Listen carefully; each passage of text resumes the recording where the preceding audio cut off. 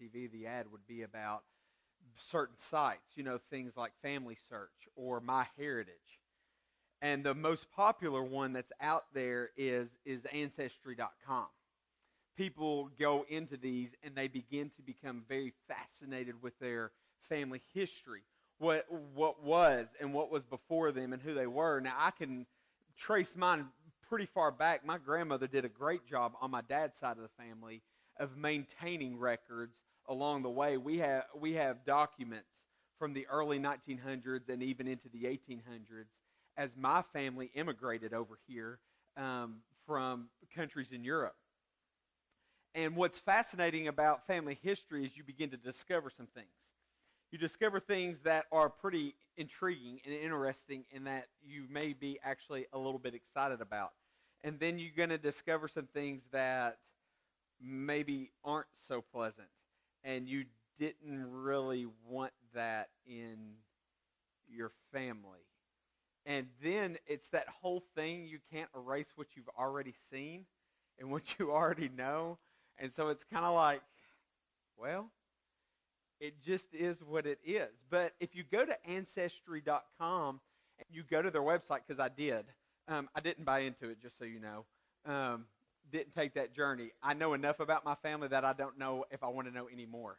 It's just, you got to let it go and let things fall where they may, okay? But this is what you'll see on Ancestry.com if you go there. It says this right here. Discover just how meaningful the gift of family can be.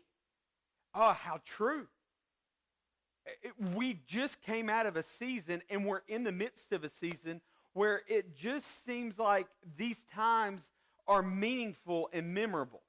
Now, when I was a teenager or maybe in my early young adulthood, I didn't cherish these moments as much as I do today. I even had a conversation with my wife as we were driving the mountains of East Kentucky on Friday, and we were visiting some places and learning a lot of history about the state of Kentucky and Virginia and Tennessee that most people have no clue even exist. But when you're in the midst of there, I just was sitting there overlooking the mountains and just breathing in the bitter, cold air because that's what we do. We go and visit the mountains, and it's like absolutely bitter. And there's nothing like hiking in the bitter cold. That's everybody's dream, I guess. But I looked at my wife, Brittany, and I just said, as I've gotten older, these are moments that I'm cherishing even more. These are times with my own family that I'm thinking about, what am I holding on to? And what am I going to take with me? Because we gather as a family of 17, soon to be a family of 18, and that's not always going to be the case. And so family is super meaningful. Like you and I could sit and have conversations for hours about meaningful moments. And I had such a nostalgia these past 4 to 5 days. I mean, just floods of emotion. I reminisce. My older brother and I, we talked about things that I can't even remember talking about in years, about homes we lived in and places we were. And it was just like all these floods of memories came over as I'm driving in my hometown, and I'm even driving further east, and it's just everything seems to come over me. But the fact of the matter is even though it's meaningful, all of us really know this too, that family can be super messy. You just may have experienced it this past week. Now, I've not been shy about telling stories of my family experiences and things that have happened. I mean, we've had anywhere from the cops being called on Thanksgiving to punches being thrown to words that were said that should have never been said. Hey, these things happen at family functions. I mean, what do people expect? You're going to put dozens of people under the same roof with 100 different personalities. It's like somehow somebody thought this was a great idea with nowhere to go. You're kind of like stuck here because if you leave, you're that person. And you know that everybody's going to talk about you if you decide just to slide out just a little bit early. And the fact of the matter is that we're all akin to the fact that, you know what? Family can be ultra messy. And there's things that we discover about our family that we don't like very much. And you know what we often do is we like to keep the mess behind closed doors. We like to lock the doors. And it's okay if it's messy in there, kind of like this stage a little bit. This stage really looks like my house right now, okay? It like stuff is thrown everywhere. We're doing our best to get some of the Christmas stuff up. You get the totes down, you shake the dust off the stuff, and you just begin to make that journey into redecorating or transforming your home to match the holiday season that we're in. And I'm just one of these people. I don't do it prior to Thanksgiving. I do the Thanksgiving thing, then I do the Christmas thing. It's a systematic order that I have to follow in, and that's just the way it is in our home. But right now, this is what our home looks like. And if we really wanted a real-life illustration, this is what a lot of our lives look like right here. We present this nice, orderly, presentation for people. We make it look really good on social media. When we're around other folks or we're in public, it's all nice and neat. But once the door closes in the home, it's like the mess regurgitates itself everywhere. The mess in our house is all over the place. And it's just any moment we're waiting for the mess to get worse and the mess to get messier because, listen, this life we live is not pretty. We avoid it and we pretty it up and we mask it and we cover it up because we don't want anybody to know that internally we're really just a train wreck. We're like an airplane that's just hit the side of a mountain. That's what our life really looks like. But to everybody else on the outside looking in, man, our life looks great. And we're journeying into this Christmas season in this brand new series of A Messy Christmas, and that is really what it is.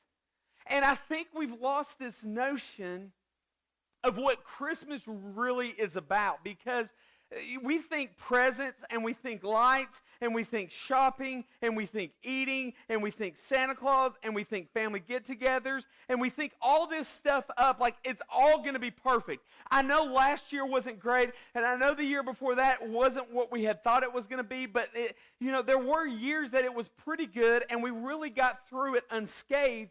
But this year we're setting the bar high. We're shooting for perfection.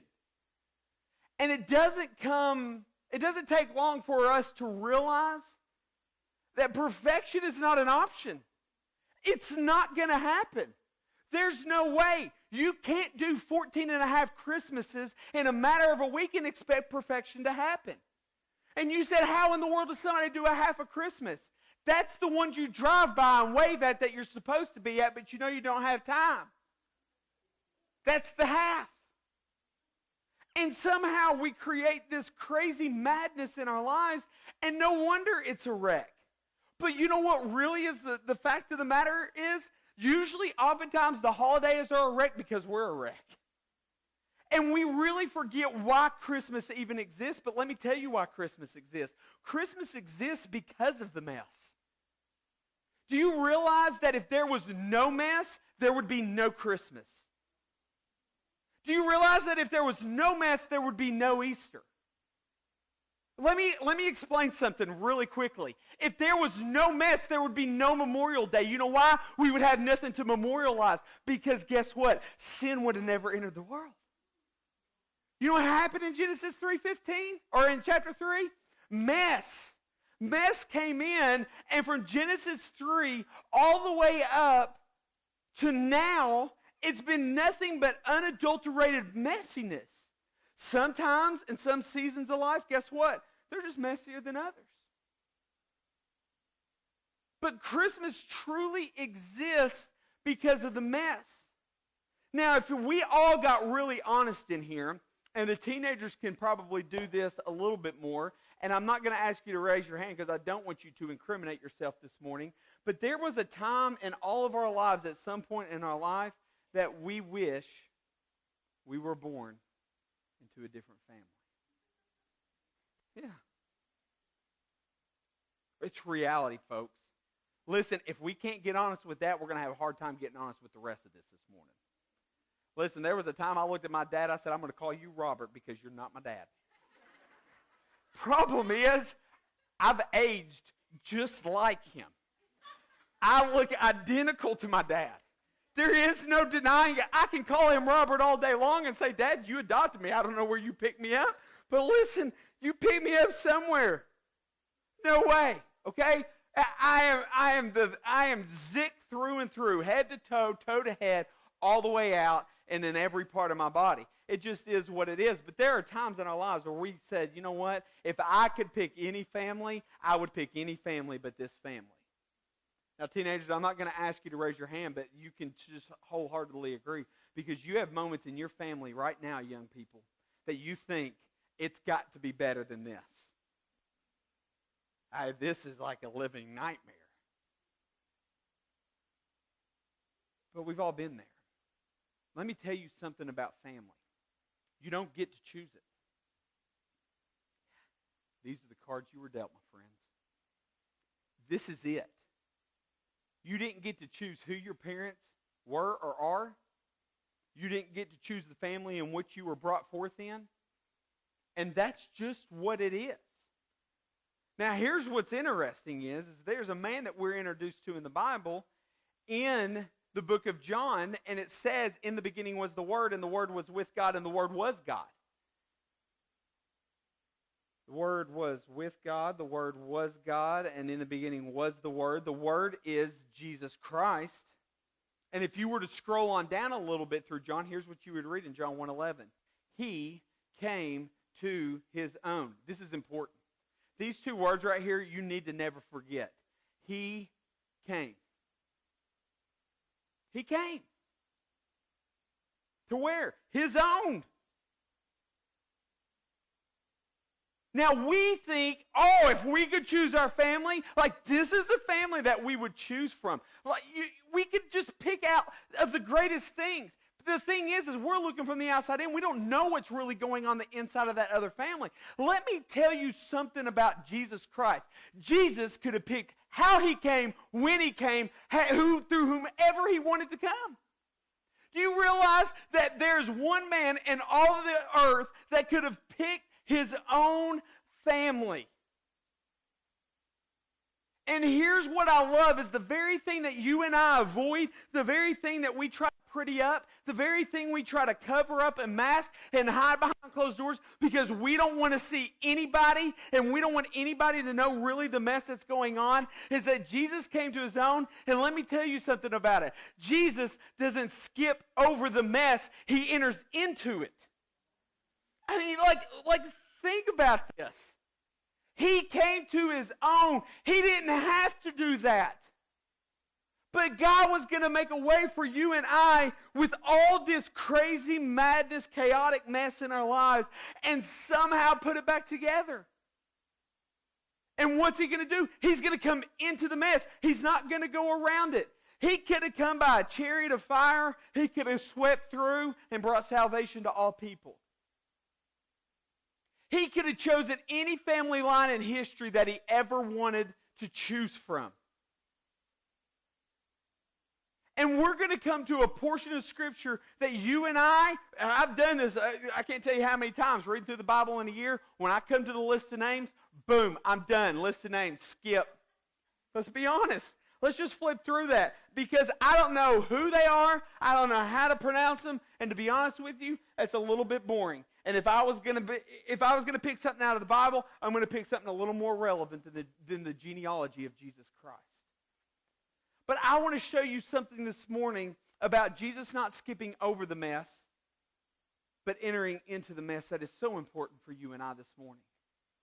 And I want you to see something in this that is critical for us, that you can take hold of and you can see in light of this.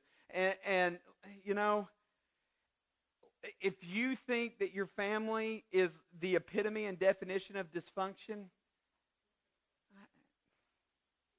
that's okay. I could say the same. And Jesus Christ could say the same about his own family. Let's just begin in the genealogy. We're going to pick up in Matthew chapter 1. This is where we're going to be this week, and more than likely next week is in Matthew chapter 1. We're also going to embark in a little portion of Luke through this. Then when we get to Simply Christmas, we're going to kind of see what's on the other side of the mess. Okay?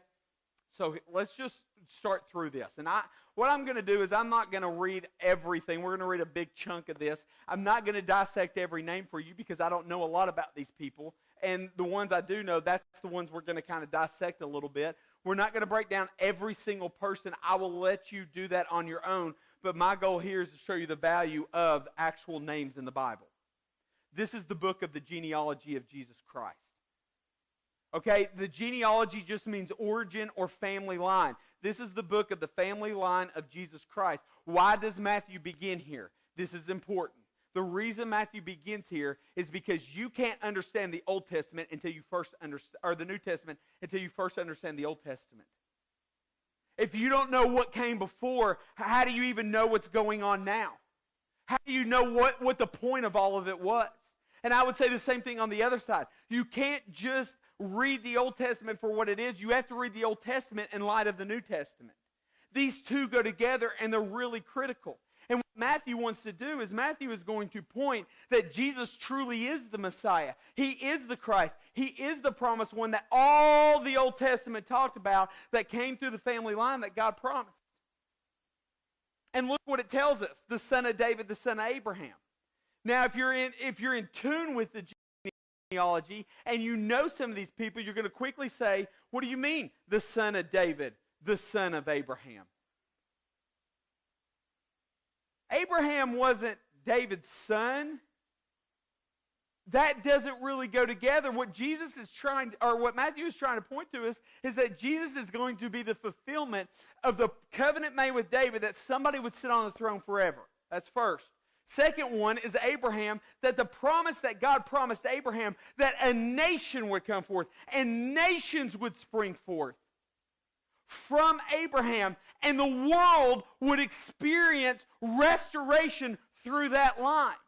And so what Matthew's going to tell us right here at the beginning is this genealogy is not exhaustive. He's not including every single name in Jesus' line.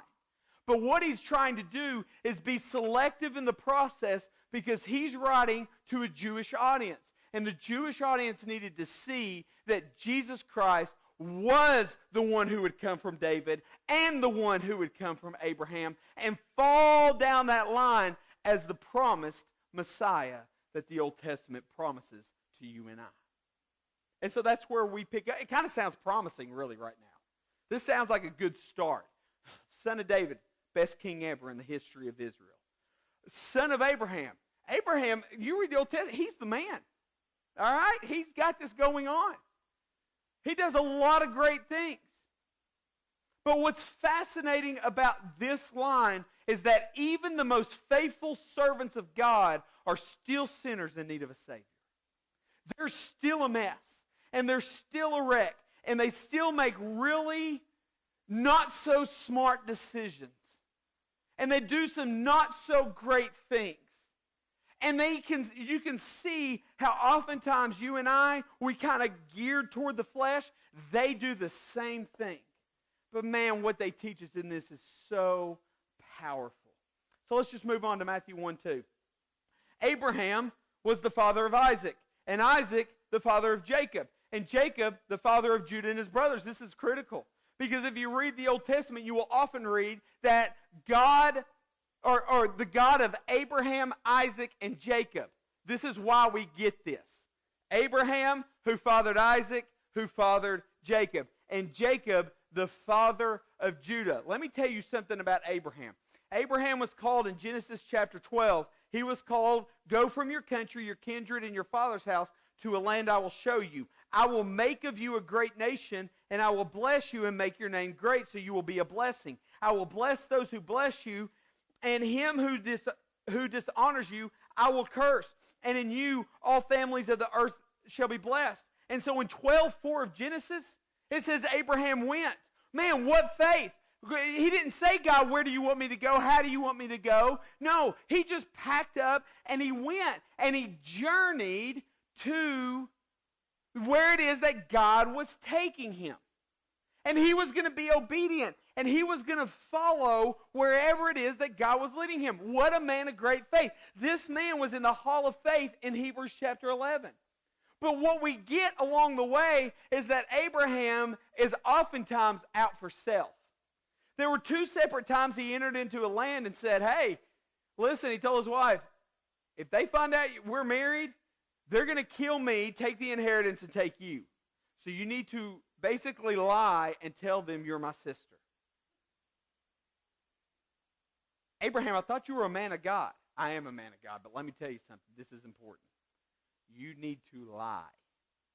And what did they do? They lied. And what did God do? God brought a curse against those nations. And they were like, why did you lie to us, Abraham? He said, I'm scared to death of my own life.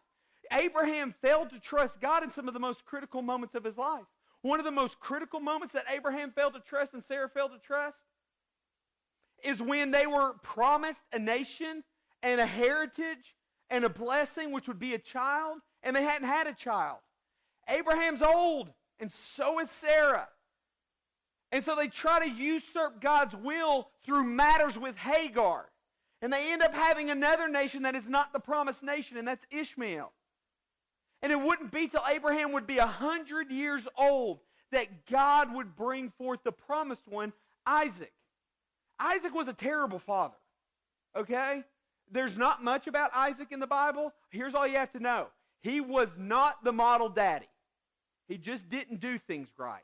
He played favorites with his twins, who were Jacob, and the other, as we know of, Esau. And he had a favorite, and Rebekah had a favorite. And that's what it is. But then we get to Jacob. Jacob actually takes over half of the book of Genesis. Well, his line, what he's doing, and Jacob is rightfully named as being a deceiver and a cheat. That's what he is.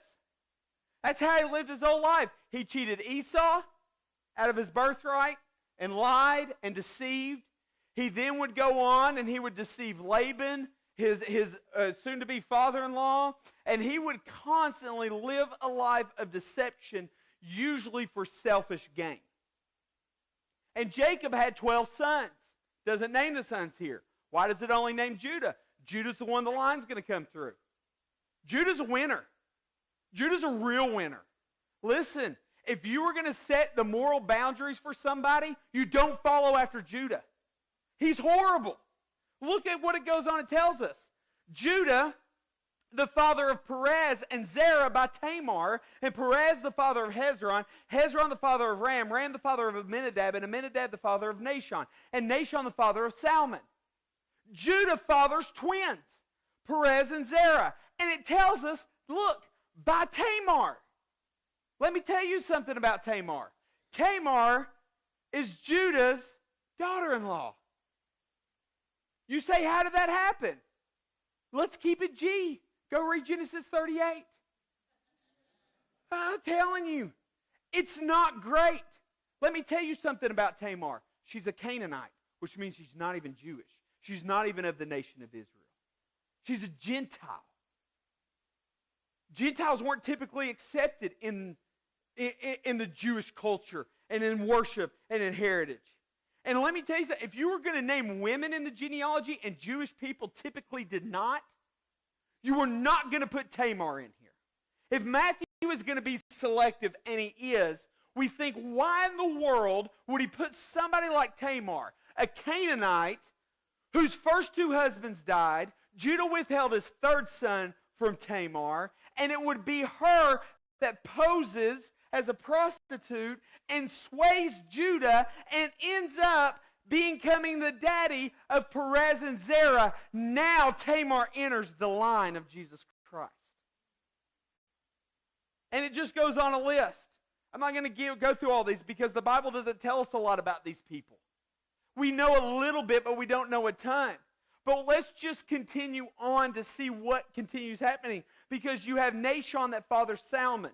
And look what it reads on in 5 and 6. Salmon, the father of Boaz by Rahab. And Boaz, the father of Obed by Ruth. And Obed, the father of Jesse. And Jesse, the father of David the king. Father of Solomon by Uriah, by the wife of Uriah.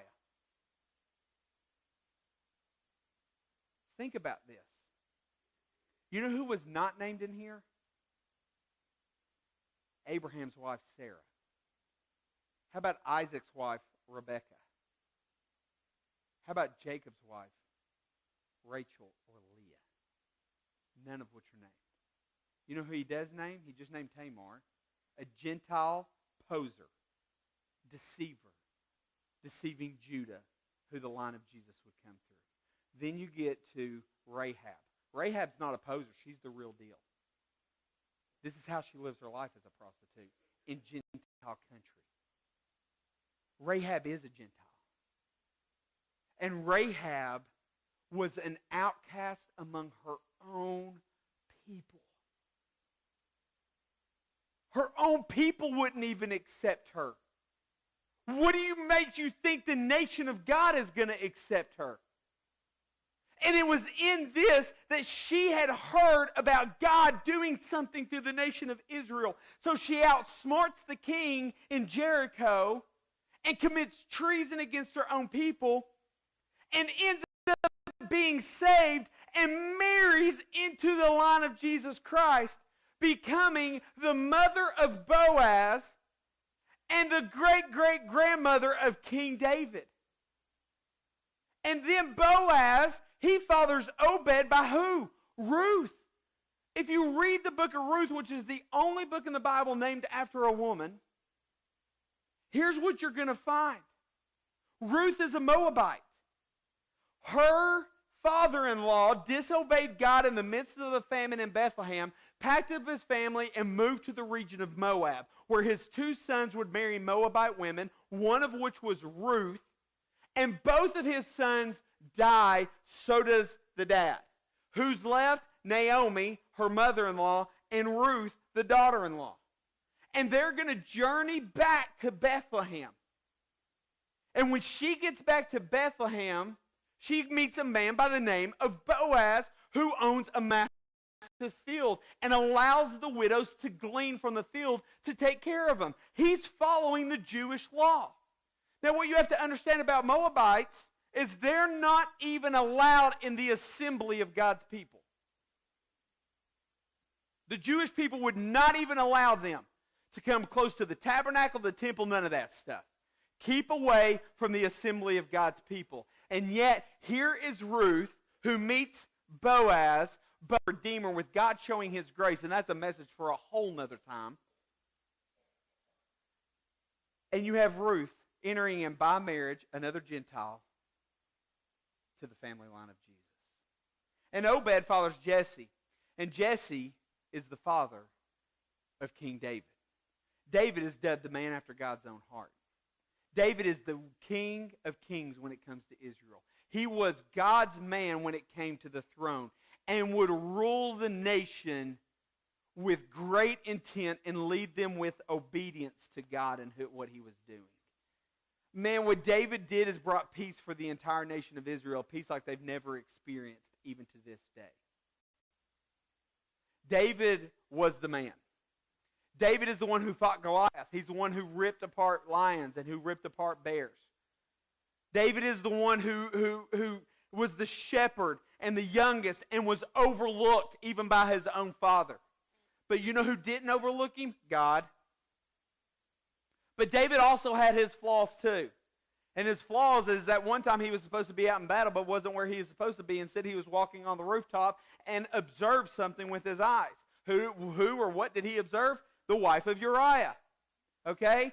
He knows, David knows Bathsheba is married. Bathsheba knows that David is married. Bathsheba knows not to go against the code or the law that is set forth. And what ends up happening is that you have a son fathered by David through the wife of Uriah. Why does it not even say Bathsheba? Well, there's some things that we have to understand. One, it wants to let you know that Bathsheba was married.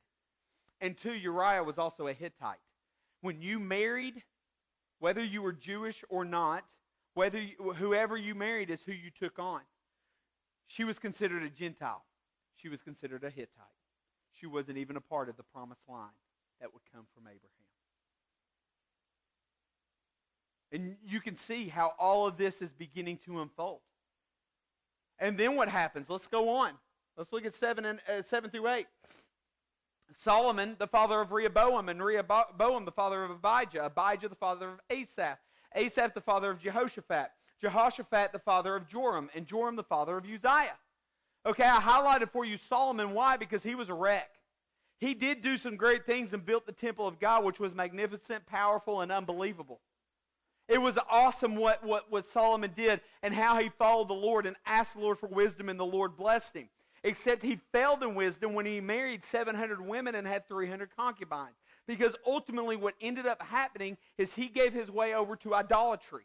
And he ended up worshiping foreign gods.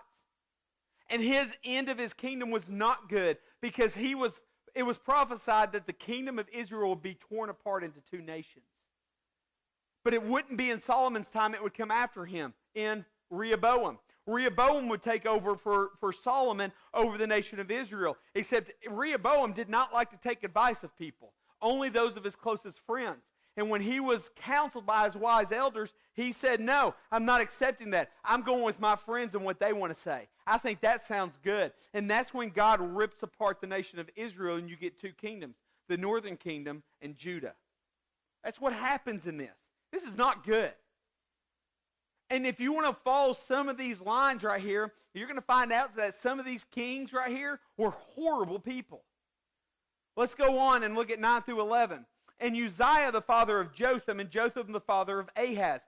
Ahaz the father of Hezekiah, and Hezekiah the father of Manasseh. Manasseh the father of Amos, and Amos the father of Josiah, and Josiah the father of Jeconiah and his brothers at the time of the deportation to Babylon. That's important. The deportation to Babylon. See, you have these guys that are mentioned here. Ahaz, horrible, evil king. Worshipped false idols, led the nation to worship in false idols, and even made his own son pass through the fire. Manasseh, the worst and most monstrous king ever in the history of Israel. Mainly Judah. He was a terrible dude. He was awful to his family. He was awful to the nation. He even offered his son as a sacrifice to false gods. This is unbelievable. This is in the family line of Jesus. Jesus could pick any family to come from, and he comes through a man who sacrifices his own son to a false pagan god.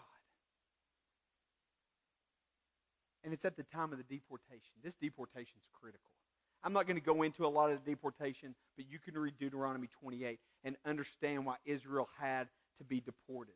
They did not follow the law. They did not fear God and his glorious and awesome name. They did not do the things. And here's what he said. The Lord will scatter you among the peoples from one end of the earth to the other, and there you will serve other gods of wood, stone, which neither of you nor your fathers have known. The deportation. This is about the lowest of the low for the nation of Israel. This is awful. And what I really want you to come to understand in the midst of this is that Israel's not this great nation like we think they are. They didn't always do right. They didn't always do it the way that God would do it. Because listen to this right here. He doesn't fulfill his promise in and through Israel because of their righteousness, but in spite of their sinfulness.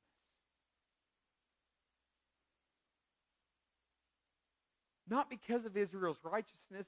Listen, they were deported. They fulfilled Deuteronomy 28, and it turned out terrible for the nation of Israel. Until you get the genealogy of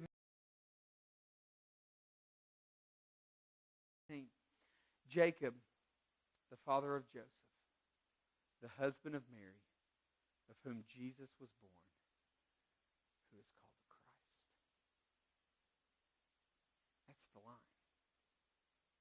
I love what Charles Spurgeon says here. He says this to wrap all of this in one nice, pretty bow.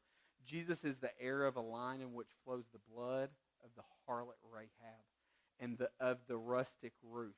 He is akin to the fallen and to the lowly, and he will show his love even to the poorest and most obscure. I think that's what Jesus' genealogy teaches you and I today. I think when we get to those points, we don't need to skip over. We need to pause and really think about what's going on. Because what Matthew is telling us in the line of Jesus is this right here. There's hope in the mess because grace came into the mess.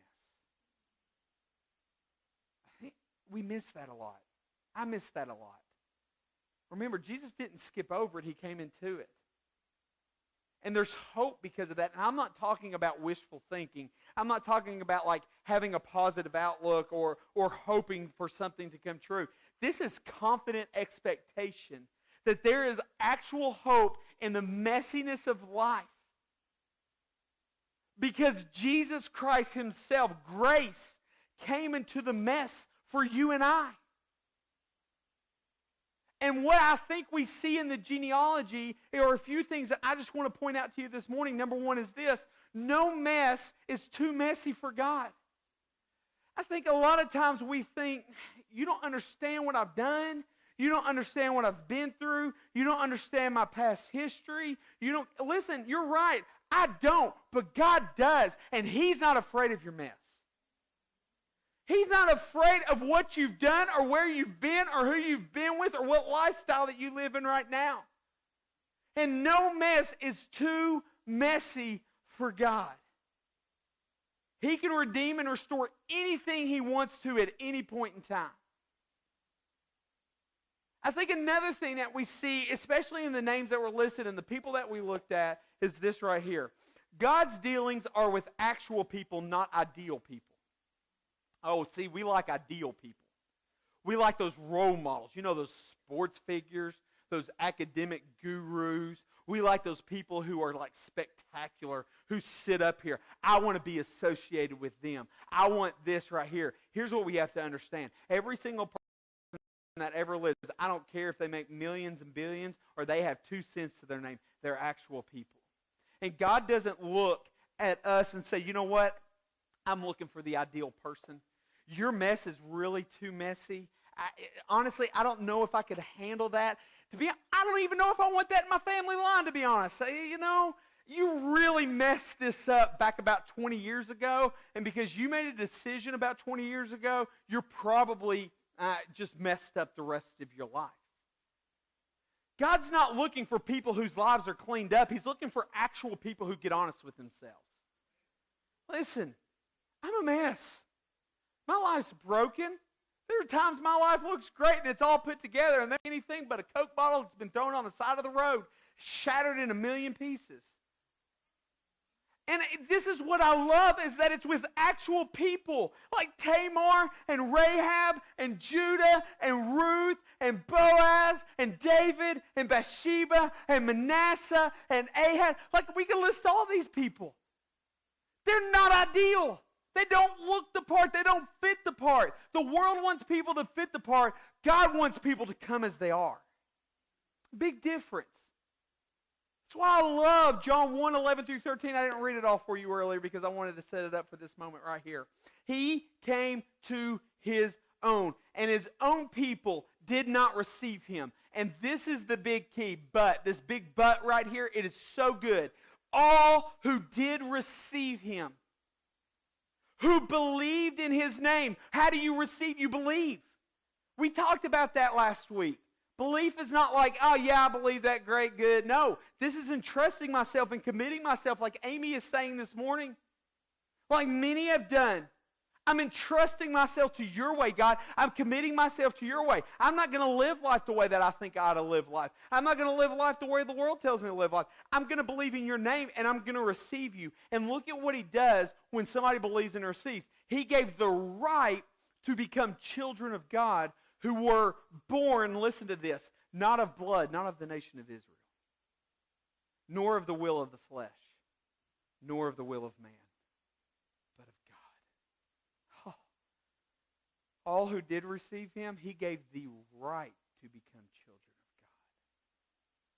God. And I'll tell you this morning, for those who have yet to do this, I'm going to tell you right now, He wants to add your name to His family line.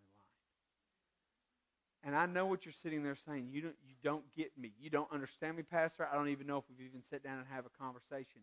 You don't know my past, and you don't know how it's haunting me in my present.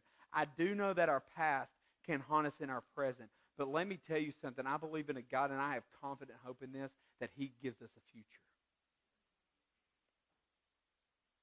It doesn't matter to me what you've done. It doesn't matter to me where you've been. It doesn't matter to me who you've hurt or how you've even hurt yourself or even the journey you think you're on. I believe in God going to set you on a new journey, and He wants to add you to His family line just like all those other people are added.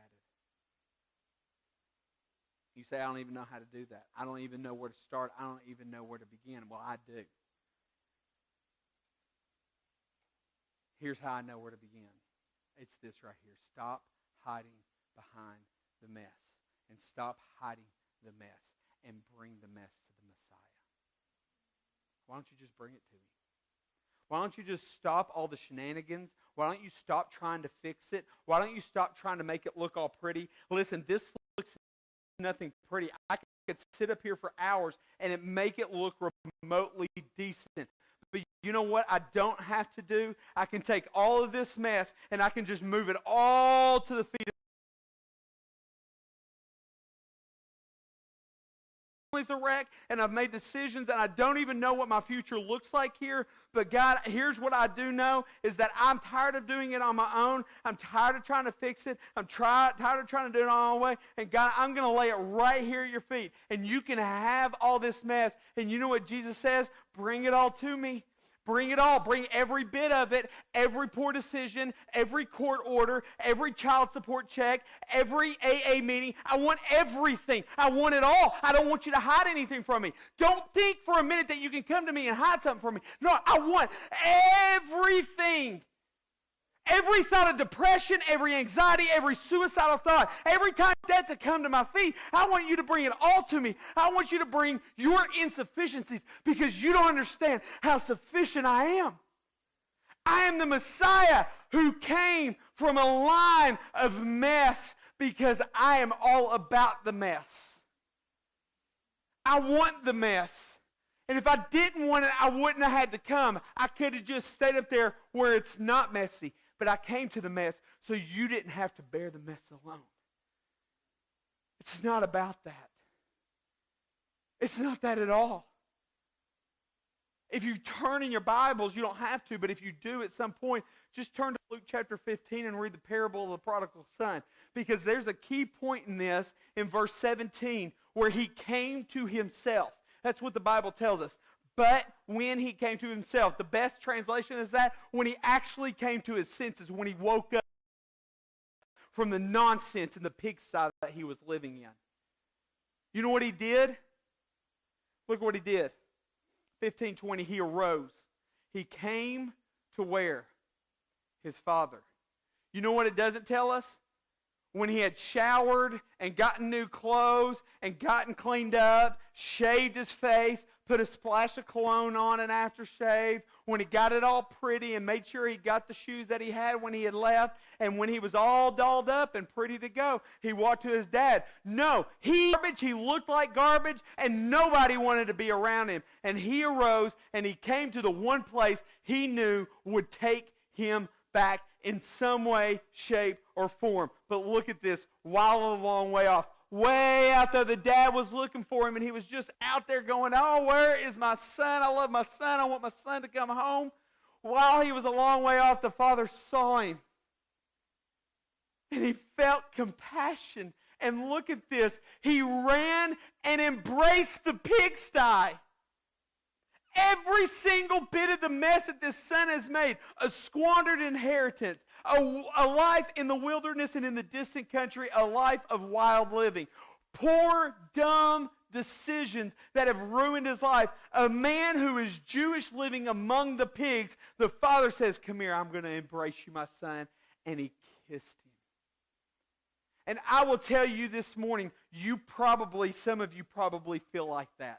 You're living in the pig pen. You want to come out of the pig pen, but you're not sure if you can walk back and if people are going to welcome that. Listen, I don't care what other people are going to do. I will tell you what Jesus will do. And I want you to get up and run to Jesus because he's the one who came for the mess. And the other things will work itself out along the way.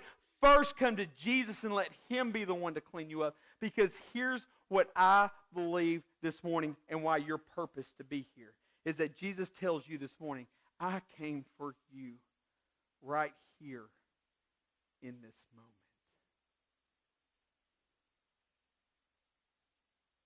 He knew you would be here and your life would be nothing but a big, fat mess. And he says, I came for you. And I'm talking right here, right now, in this moment. Jesus has already come and done that which you could not do. I couldn't do it. There's no amount of cleaning up or fixing that would fix where I've fallen from God. You say, well, what in the world am I supposed to do? Well, remember, we got to stop hiding the mess, and we got to bring the mess to the Messiah. And that's what Jesus tells us in Matthew 11:28 and 29. He says, come to me. What did the prodigal son do? He came to his senses. He arose, and we went to the Father. What do we need to do? We need to come, all who are weary. That word weary means you've been endeavoring on a difficult adventure. You're tired, and you're beat up, and you're worn out, and you don't even know that if tomorrow comes that you even want tomorrow to come. You're not even so sure that you really want to take another breath or you even want to take another step. He says, come to me all who are like that, who you're so burdened like the weight of the world's on your shoulders and you're not sure if you can walk forward. He says this is a promise. I will give you rest. I'll give you rest. All of you, take up my yoke and learn from me because I am gentle and humble in heart, and you will find rest for yourselves. See, that's the beautiful thing about family. You remember back in the beginning, I told you you maybe wanted a different family, but you couldn't choose your family. Well, I'll tell you this morning. You can't choose your heritage, but in Jesus you can choose your legacy. That's what he does. He begins to write a whole new story. He takes whatever it is that's in the past and begins to rewrite everything. He doesn't erase it. He doesn't eliminate it. He doesn't say that's never going to be a part of who you are. You're going to forget everything that you've ever done and everything's going to be okay. That's not what he says. He says, I'll give you rest. That you don't have to strive anymore. And I'm going to set you on a new course and you're going to rewrite this story. Actually, he's going to rewrite it in you. And that story is going to be proclaimed to all the nations. That's what I love about this. That's what I love about Jesus is that, you know what? I couldn't pick my family. I couldn't pick what's been dealt to me or what's happened to me in the past. But in Jesus Christ, I have a new legacy. You can leave a new imprint.